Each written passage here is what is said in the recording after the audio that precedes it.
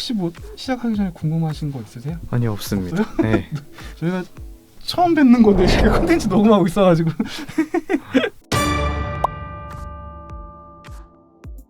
저는 거치레와 풀옵션을 좋아하는 PD이고요.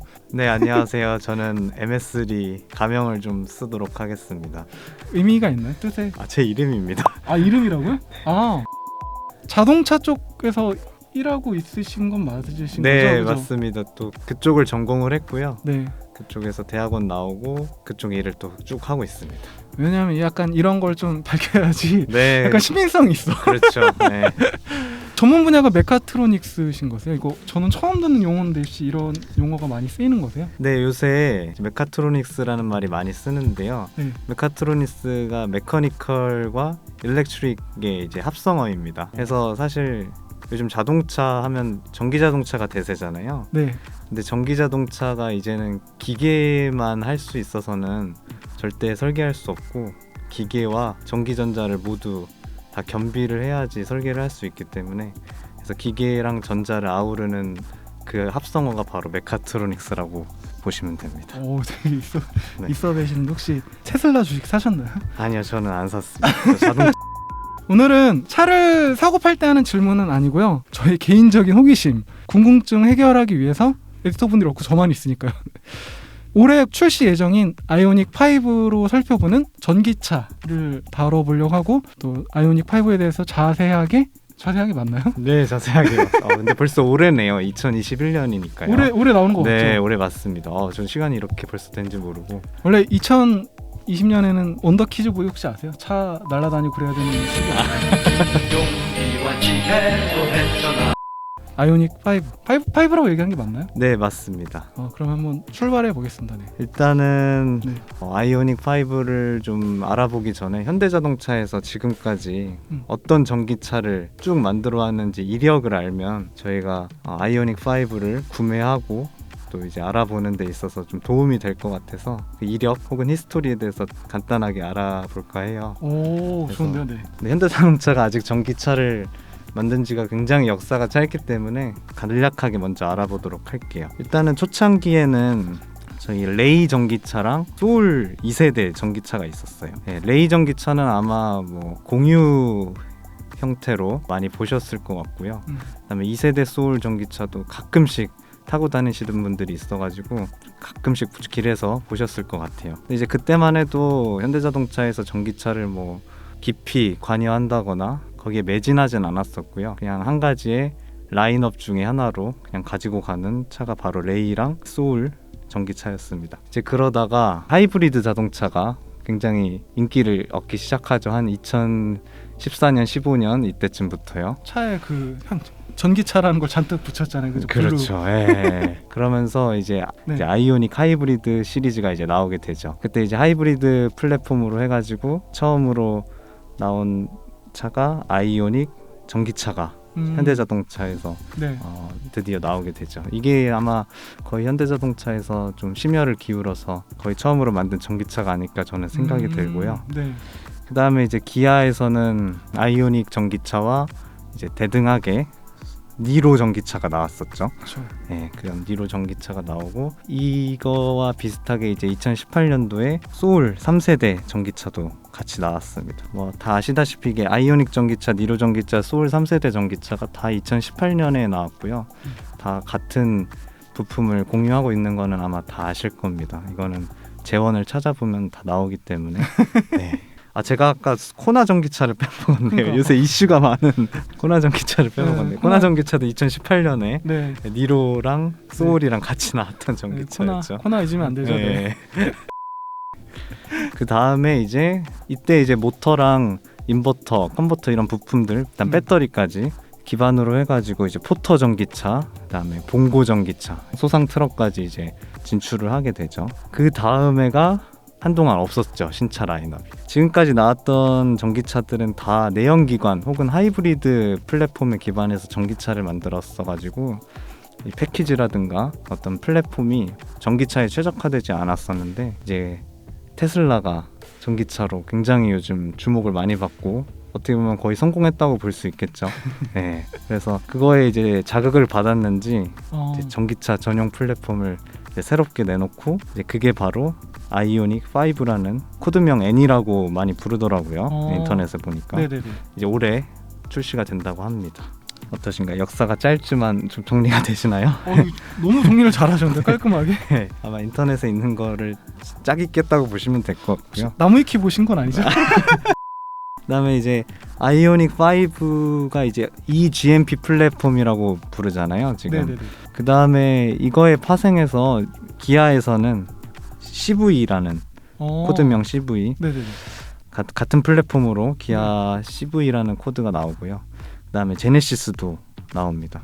제네시스는 이제 JW라는 코드명으로 나오는데 얘는 이제 민트 콘셉트카라고 하죠. 이거 다 인터넷에 나오는 얘기고요. 네. 네. 그거를 제가 정리만 했다고 보시면 됩니다. 그래서 아이오닉 5, 이매진 바이 기아, 민트 이렇게 각각 브랜드별로 이제 출시를 하게 됩니다.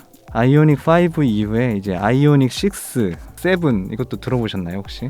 6까지는 들어본 것 같아요. 그렇죠. 아이오닉 6는 아마 현대에서 나오는 세단으로 네, 알고 계실 거예요. 그다음에 아이오닉 7은 네. 대형 SUV로 아마 알고 계실 겁니다. 이건 티저 영상이 이미 현대자동차에서 나왔습니다.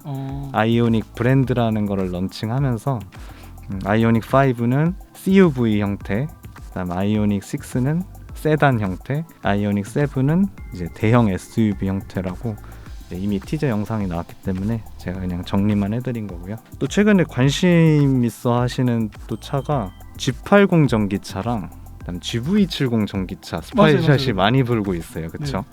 네. 얘네들은 뭐 이미 아시다시피 내연기관이 이미 나온 차잖아요. G80은 뭐 가솔린, 디젤 이미 나온 차인데 그 차에다가 전기차의 부품을 넣은 거지 얘네는 뭐 전용 플랫폼은 아니라는 거, 네, 그 정도 알고 계시면 될 것 같고요.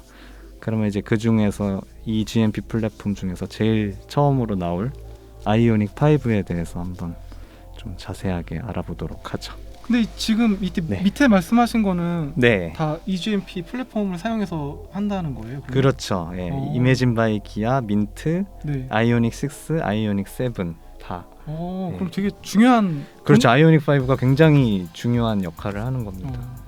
투자를 좀 많이 했겠네요. 그럼 이거를. 네, 제가 한 건 아니고요. 아마 현대자동차에서 굉장히 심혈을 기울여서 설계를 하지 않았을까 생각이 듭니다. 근데 앞으로 나올 차들도 되게 많네요. 그렇죠. 이게 아마 뭐 인터넷 기사에 이제 늘 나오는데요. 그 정의선 회장님이죠. 정의선 회장님이 이제 앞으로 전기차를 뭐 20 몇 종까지 늘릴 계획이다라는 말이 진짜인 것 같습니다. 사실 저희가 중점적으로 다루고 싶은 부분은 외관에서 보이는 어떤 좀 디자인적인 화려함이 아니라 그 보이지 않는 부분을 저희는 좀 얘기를 하고 싶거든요. 그래서 좋습니다. 그래도 이제 좀 간략한 스펙은 필요하기 때문에 스펙도 살짝 집어보고 그 후에 본격적으로 시작해 보도록 하겠습니다.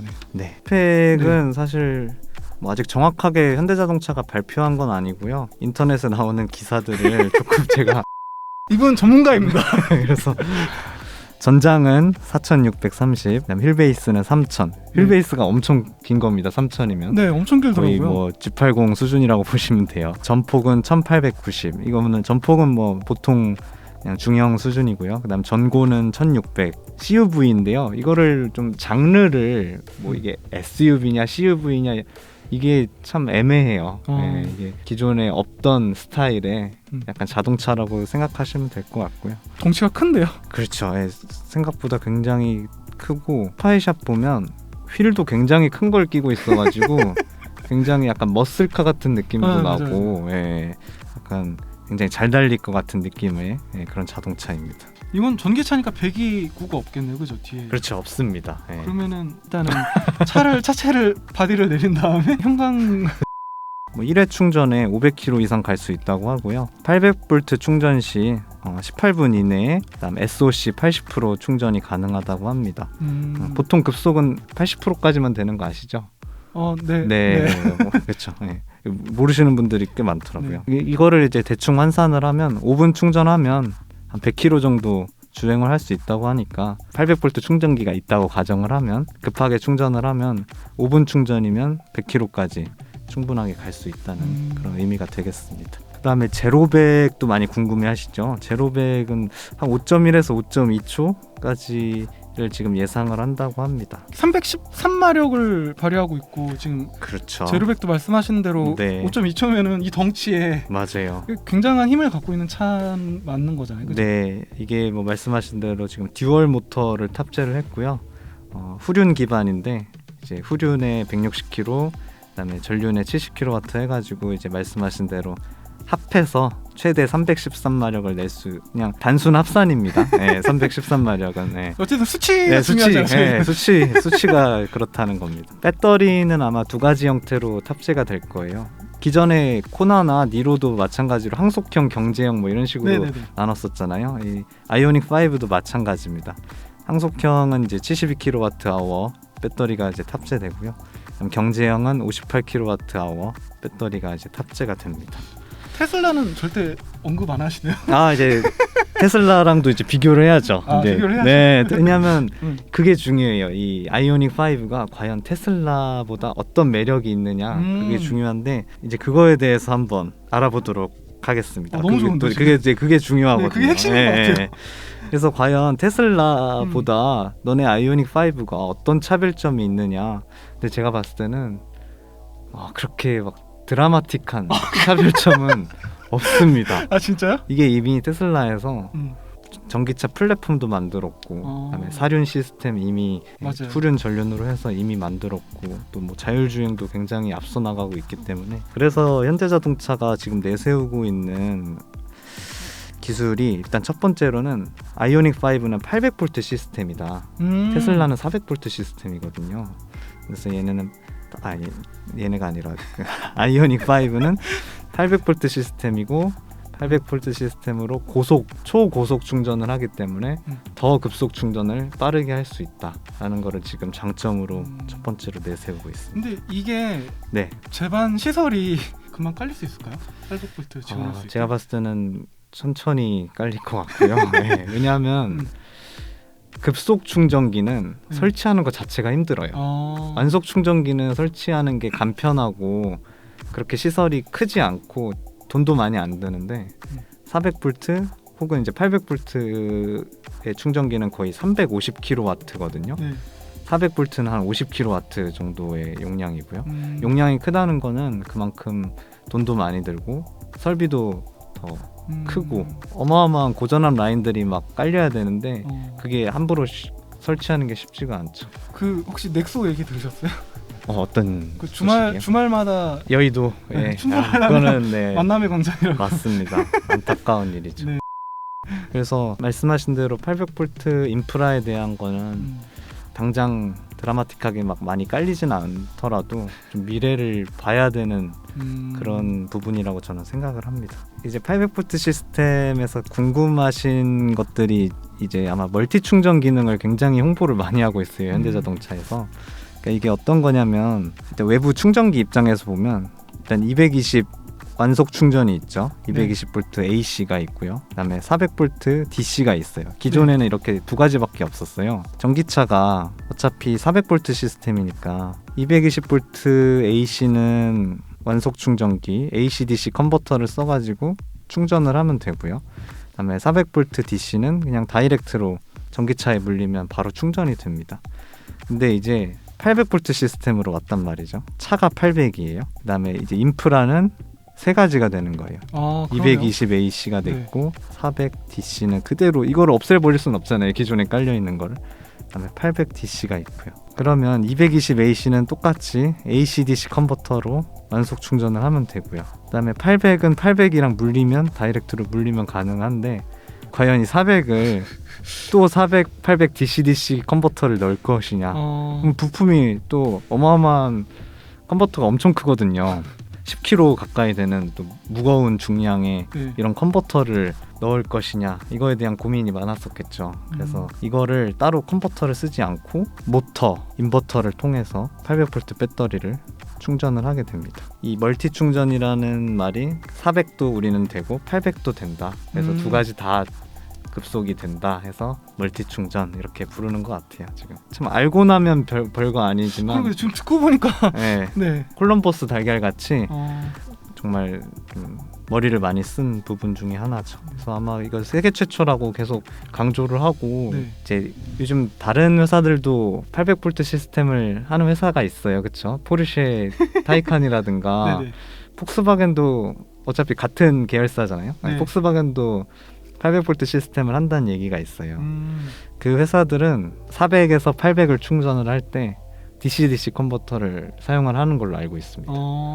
그 DC-DC 컨버터 집어넣는 거를 빼기 위해서 현대차에서 멀티 충전 시스템을 넣었다고 그냥 보시면 되고요. 그다음에 두 번째 차별점은 V2L, Vehicle to Load의 약자인데요. 자동차가 이제 하나의 ESS, 에너지 스토리지 시스템이 돼가지고 그러니까 전기 저장 장치가 되는 거죠. 자동차에서부터 전기를 끌어서 전자제품에 공급을 해주는 거죠. 코로나 때문에 차박이 굉장히 맞아요. 이슈잖아요. 근데 보통 내연기관 차에서 차박을 하려면 이제 막 인버터도 따로 설치해야 되고 뭐 발전기 돌려가지고 그걸로 전기 뽑아서 써야 되는데 전기차에서 V2L이라는 기능이 되면 이제 완속 충전을 할 때 네. 220AC에서 800DC로 이제 충전을 할 때 중간에 AC/DC 컨버터가 있어요. 네. 근데 이제 기존에는 이제 단방향으로 AC에서 DC만 가능했다면 이거를 안에 회로를 바꿔가지고 DC에서 AC도 가능하게 해서 똑같이 220이 나오는 거예요. 흔히 이제 사용하는 뭐 노트북이라든가 뭐 선풍기, 온열기구, 커피포트 이런 것들이 다 이제 사용 가능하게 되는 거죠. 이 220 콘센트가 이제 제가 듣기로는 차 안에 뒷좌석에 이제 있다고 하고요. 이제 외부에서 외부 충전기가 있지 않습니까? 그 전기차 충전기. 네. 전기차 충전기에 이제 젠더 형식으로 해가지고 젠더를 꽂아서 220V 이렇게 될 수 있게. 아, 입력 들어가는 곳에 이제 빠지는 것도 되는 거예요? 그렇죠. 예. 오. 이쪽이 차면 네. 차에서 이제 빠져서 우리가 220 콘센트 꽂으면 뽑아 쓸 수 있게. 이 젠더는 차 살 때 주겠죠? 아니면 따로 별도 구매해야 되나? 또 옵션 하겠죠? 아, 그런데 왜 테슬라는 이런 거 없어요? 네, 아직 테슬라가 V2L이 없더라고요. 아, 그래요? 네, 그래서 이 빈틈을 현대자동차가 잘 노렸다고 저는 생각을 합니다. 또 차별점이라고 또 생각을 하고요. 차별점. 네, 왜냐하면 좀 테슬라랑 비교를 해봤을 때 좀 드라마틱한 장점이 없어가지고 제가 EGMP 플랫폼을 이렇게 깊게 말씀을 안 드리고 있습니다.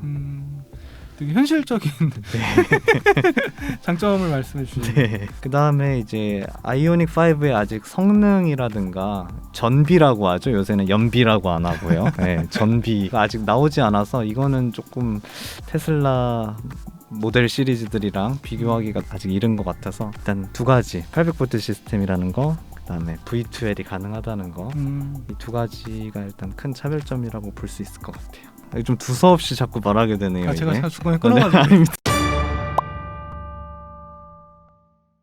질문 주신 것 중에 동력 분리 장치. 네, 맞아요. 사실 동력 분리 장치가 대단한 기술은 아니고요. 쉽게 말하면 파트타임 올휠 드라이브라고 생각을 그렇죠. 하시면 네. 됩니다. 그래서 아이오닉 5는 이제 기본으로 후륜이 이제 장착이 돼 있고요. 그다음에 전륜을 이제 쓸지 말지 이렇게 사용자가 선택을 할 수 있게 한 게 바로 동력 분리 장치라고 보시면 돼요.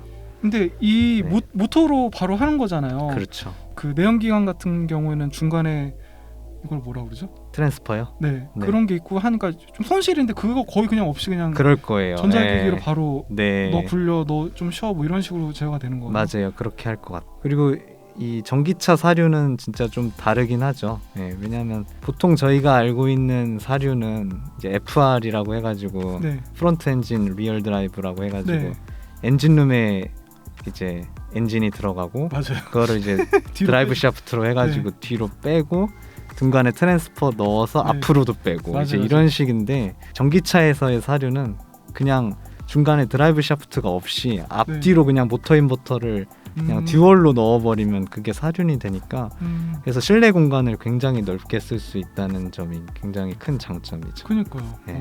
원래 저희 G80 뭐 이런 거 보면 가로지르는 뭔가 뚝 튀어나온 게 하나 있잖아요. 예. 대리굴 가르지르는. 이제 그런 게 없어진다는 게 아주 큰 장점이라고 저는 생각이 들어요. 이런 것들이 사실 eGMP에 들어가는 그런 장점 중 그렇죠. 하나인 거죠. 예, eGMP가 이제 그런 걸 다 고려해서 만든 거죠. 아 그리고 또 음. 뭐 서스펜션 또 궁금하신 분들이 많을 텐데 전류는 맥퍼슨, 후륜은 멀티링크라고 하네요. 네, 이것도 어떻게 알아냈는지 네. 이 스파이샷 분들이 진짜 대단하신 것 같아요. 다 차만 주차해 놓으시면 거기 가가지고 사진 찍으시니까. 어쨌든 멀티링크를 썼다는 거는 현대차에서는 멀티링크를 약간 고급 차에서만 맞아요. 쓰려고 하잖아요. 네. 근데 아이오닉 5에 멀티링크를 썼다는 거는 그만큼 승차감에도 많은 신경을 쓰지 않았나 생각이 듭니다. 네.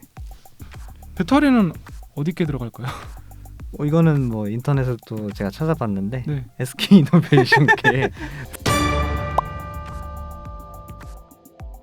오늘 녹음 같이 해주셔서 감사하고 아닙니다. 저도 이런 기회를 주셔서 정말 감사하고요.